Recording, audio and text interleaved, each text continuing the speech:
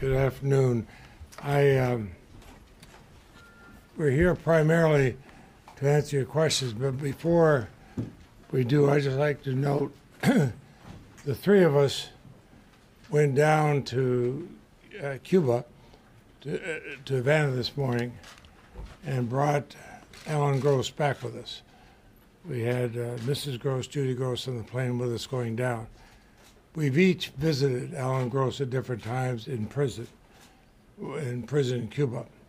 And over the past several years, we've watched his condition deteriorate.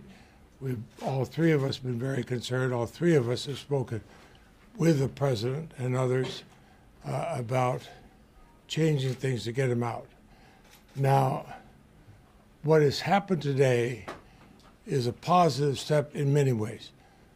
First, of course, is a very positive thing that Alan Gross can be back with his family, and at a time when his health condition is such really required. But also, in a longer sense, and I believe that Mr. Gross would agree with this, it marks a step forward in relationships between our great country and Cuba. I've often thought that memos would go to the President of the United States saying, hang tough on Cuba, and those Castros would be out there any day now.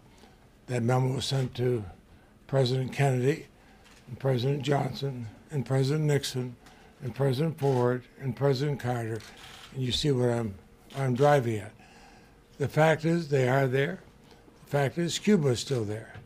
And we ought to face up to that we will have differences, but that we can improve the lives of the Cubans, and I believe improve the lives of U.S. citizens by stopping this idea of a closed door toward Cuba, where we tell American citizens you can visit any country in the world, they'll let you in, except for Cuba. Except for Cuba. Now that makes no sense whatsoever.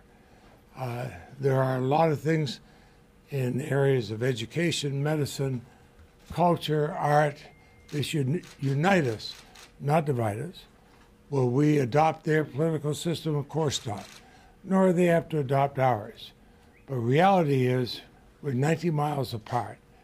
Let's start finding out ways to at least work through our differences, but embrace our areas where we are alike. Just about every business group would like that. Every religious group would like that. The Pope has spoken very strongly on this. Leaders of business in the United States have, and now it's time for us to too.